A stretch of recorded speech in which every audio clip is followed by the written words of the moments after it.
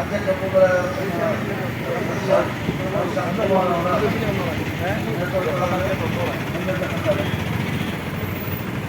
എല്ലാവർക്കും നന്ദി.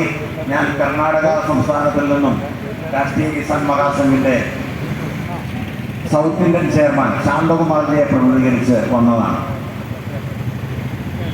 ನಮ್ಮ ರೈತರ ಒಂದು ಹೋರಾಟ ಈಗಿನದ್ದಲ್ಲ, ಸುಮಾರು ಇರ್ತಕ್ಕಂಥದ್ದು.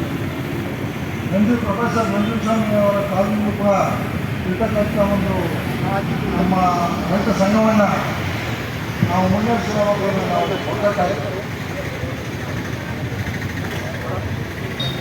കർഷകർ അവരുടെ ജീവിക്കാനുള്ള പോരാട്ടം എന്നും തുടരുകയാണ്. കർഷക പോരാട്ടം വിജയങ്ങളുടെ ചരിത്രം മാത്രമേ ഉള്ളൂ.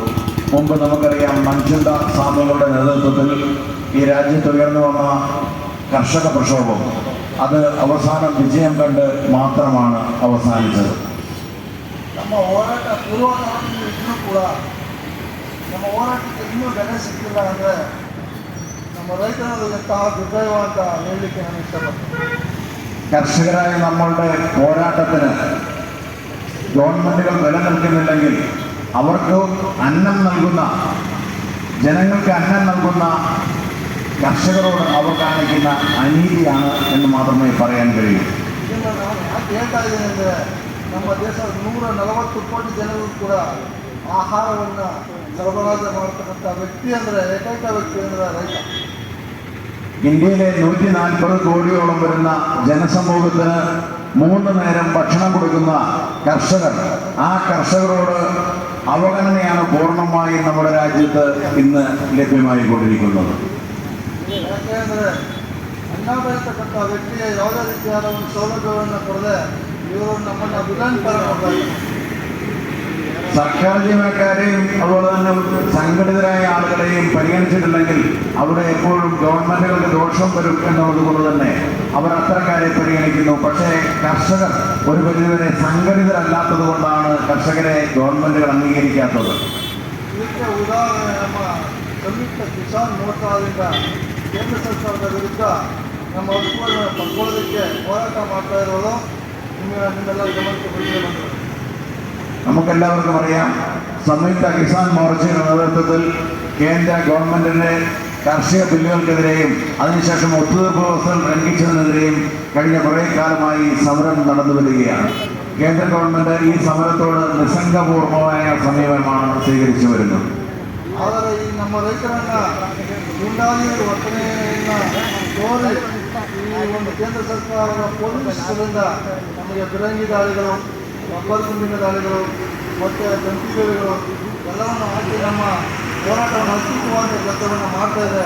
ಇದು ತುಂಬ ಖಂಡನೀಯ ಅಂತ ಹೇಳಲಿಕ್ಕೆ ಇಷ್ಟಪಡ್ತೇನೆ. നമ്മുടെ രാജ്യത്ത് റബ്ബർ ഉൽപ്പാദിപ്പിക്കുന്ന അല്ലെങ്കിൽ നാളികേരം ഉൽപ്പാദിപ്പിക്കുന്ന, നെല്ല് ഉൽപ്പാദിപ്പിക്കുന്ന സാധാരണക്കാരായ കർഷകരാണ് സമരം ചെയ്യുന്നത്. ഈ സാധാരണക്കാരായ കർഷകരെ ഗുണ്ടകളായിട്ടും അതുപോലെ തന്നെ വർഗീയവാദികളായിട്ടും ഖാലിസ്ഥാൻ ഭീകരവാദികളുമായിട്ടും ഒക്കെ ചിത്രീകരിച്ചുകൊണ്ട് അവഹേളിക്കുകയാണ് കേന്ദ്ര ഗവൺമെൻറ് ചെയ്യുന്നത്. ಹೀಗೆ ಆದರೆ ನಮ್ಮ ದೇಶದಲ್ಲಿ ರೈತರ ಸಂಖ್ಯೆ ಕಡಿಮೆ ಆಗುತ್ತೆ, ಆಹಾರದ ಕೊರತೆ ಆಗುತ್ತೆ. ಆಹಾರದ ಕೊರತೆ ಆದಾಗ ಇವರು ಏನು ತಿಂತಾರೆ ಬಂಧುಗಳೇ? ನಮ್ಮ ರೈತರನ್ನ ನೀವು ಉಳಿಸ್ಕೊಂಡಿದ್ದೆ ಆದರೆ ಕೊನೆಗೆ ನೀವು ಆಹಾರವನ್ನಾದರೂ ತಿನ್ಬೋದು, ಇಲ್ಲವನ್ನ ಮಣ್ಣು ತಿನ್ನಬೇಕಾಗುತ್ತೆ ಅಂತ ಈ ಸಂದರ್ಭದಲ್ಲಿ ನಾನು ಹೇಳಕ್ಕೆ ಇಷ್ಟಪಡ್ತೀನಿ. രാജ്യത്ത് കർഷകരോട് വളരെ മോശം പെരുമാറ്റമാണ് ഉണ്ടായിക്കൊണ്ടിരിക്കുന്നത്.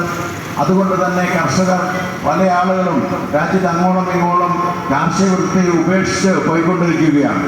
ഇത് രാജ്യത്തെ അതീവ ഗുരുതരമായ പ്രതിസന്ധിയിൽ എത്തിക്കും. അങ്ങനെ മുമ്പോട്ട് പോയാൽ ഇവിടെ രാജ്യത്ത് അന്നം കിട്ടുന്ന സാഹചര്യം, രാജ്യത്ത് ആവശ്യമായ ഭക്ഷ്യവസ്തുക്കൾ കിട്ടുന്ന സാഹചര്യം ഭാവിയിൽ ബുദ്ധിമുട്ടായിത്തീരുമെന്നാണ് എനിക്ക് അവസരത്തിൽ സൂചിപ്പിക്കാനുള്ളത്. ವರ್ಷಕ್ಕೆ ಮಳೆ ಕಡಿಮೆ ಆಗ್ತಾ ಇದೆ ಮತ್ತು ನಮ್ಮ ರೈತರೆಲ್ಲ ಕೂಡ, ರೈತರ ಮಕ್ಕಳು ವಲಸೆ ಹೋಗ್ತಾ ಇದ್ದಾರೆ, ರೈತರು ಕೂಡ ವಲಸೆ ಹೋಗ್ತಾ ಇದ್ದಾರೆ, ಕೃಷಿಯನ್ನು ಬಿಡ್ತಾ ಇದ್ದಾರೆ. ಇದು ಶೋಚನೀಯ ಕಂಡ ಒಂದು ಸಂಗತಿ ಅಂತ ಹೇಳಲಿಕ್ಕೆ ಅದನ್ನು ನಾನು ಬಯಸ್ತೀನಿ. ഓരോ വർഷം കഴിയുന്തോറും മഴ കുറഞ്ഞു വരികയാണ്. കാർഷിക മേഖല ഉൽപ്പന്നങ്ങൾക്ക് വില കുറഞ്ഞു വരികയാണ്. അവരുടെ ഒരു താല്പര്യങ്ങളും സംരക്ഷിക്കുന്നില്ലാത്ത സാഹചര്യത്തിൽ കർഷകർ അതീവ ഗുരുതരമായ പ്രതിസന്ധിയിൽ മുമ്പോട്ട് പോകുന്നു. കർഷകരുടെ മക്കളെല്ലാം ഇപ്പോൾ വിദേശത്തേക്ക് ജോലി കയറി പോയിക്കൊണ്ടിരിക്കുകയാണ്. കർഷകർ തന്നെ ഈ ജോലി ഉപേക്ഷിച്ച് നിലനിൽപ്പിന് വേണ്ടി മറ്റെന്തെങ്കിലും മാർഗം സ്വീകരിക്കാൻ കഴിയുമോ എന്നുള്ള ചിന്തയിലാണ്. ഇത് രാജ്യത്ത് അതീവ ഗുരുതരമായ പ്രതിസന്ധി ഉണ്ടാക്കും.